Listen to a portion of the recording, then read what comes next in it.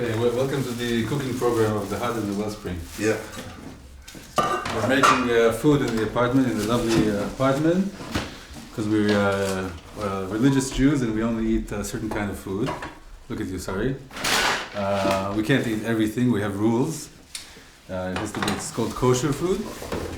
And we're gonna make whatever we can make. So probably we're gonna make rice with mushrooms and potatoes with tuna, and we're gonna fry some onions, and we're gonna get started.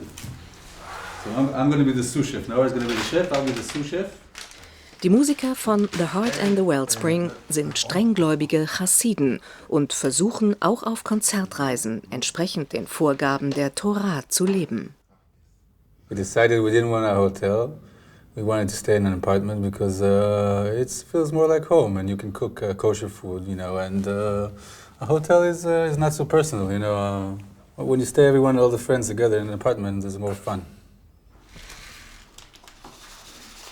We cannot eat certain things. One of them is insects or worms or any kind of stuff like that. And sometimes with rice, in the process of bagging the rice, some things can get mixed up there. So we have to check it and wash it. And so there's nothing there except for rice. The meaning religion has for us? Well, the religion, the Jewish faith, the Jewish religion is basically everything for us. From the minute you wake up in the morning till you go to sleep, everything is connected to Hashem and to the Torah. Everything you do is in the lines and regulations of the Torah, and you try to bring as much spiritual context into your life as possible. So basically, every minute. It's everything, all the time. There's no rest from it. You have to be in it. We are slaves of him. Happy slaves. Happy slaves, yes.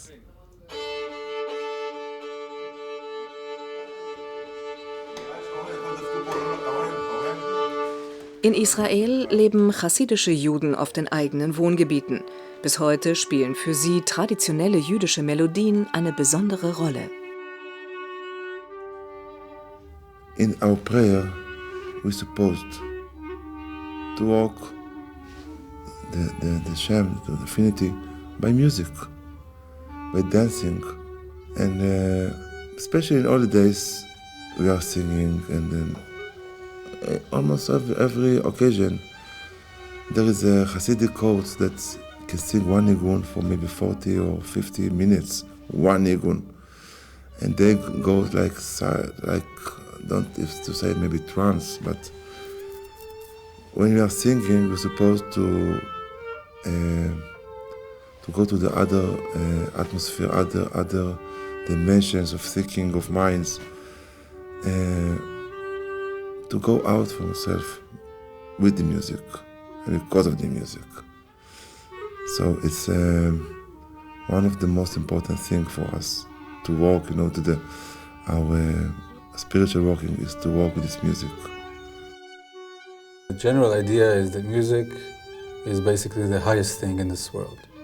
So if you want to get out of this world a little bit and get out of yourself, you need to use music in order to do it. So that's the power of music in Judaism. Wow. This is improvisation. Cooking is also improvisation and composition. And I think that for any Jew, the heart opens up when they hear the music. Maybe it's not, you know, in Chassidut, it's talked about, and it's also it's a very big thing. People talk about it and they do it, and it's a big thing. But with people, Jewish people who are not Hasidim, they hear this music and they open up, but maybe they don't think about it as much. But it's there for everyone. Yeah. Während sich in den USA und Europa wieder eine richtige Klezmer-Szene entwickelt hat, ist die Musik in Israel kaum zu hören. I think there's almost none. There's no klezmer music in Israel at all. There's not many concerts, not many albums are sold of it. It's mainly a thing that happens outside of Israel. Yeah. I think it's not. This music. I think it's not belong to the spiritual and to the atmosphere of Israel. Because klezmer, I can feel is something very European there in this music, and it's not belonging to our atmosphere. I think to our climate. No, it's like we have more oriental atmosphere, I think, in Israel.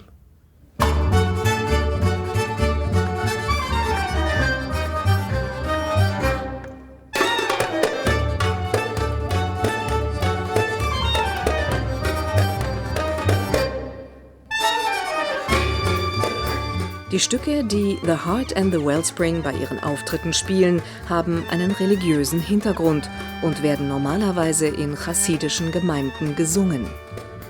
Nobody played this music before, probably on stages and concerts.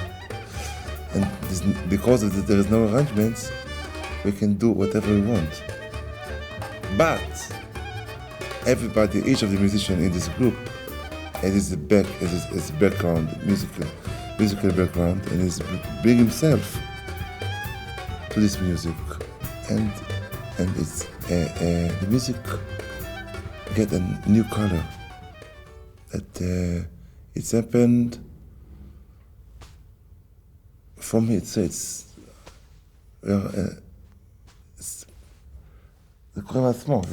happened from him, you know, from him, you know. We just play this music.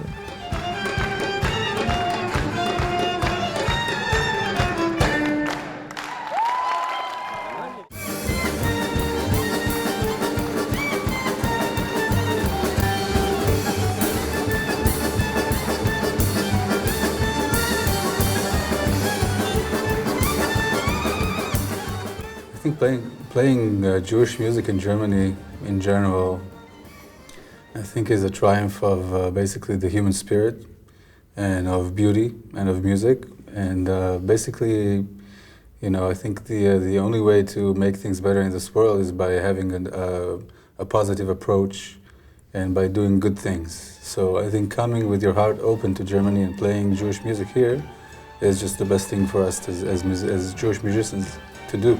Really, because I think it really, you know, I know repairing things or, you know, it's just, it's the right thing to do right now, and it opens the hearts of everyone. I just think that's the most important thing in this world.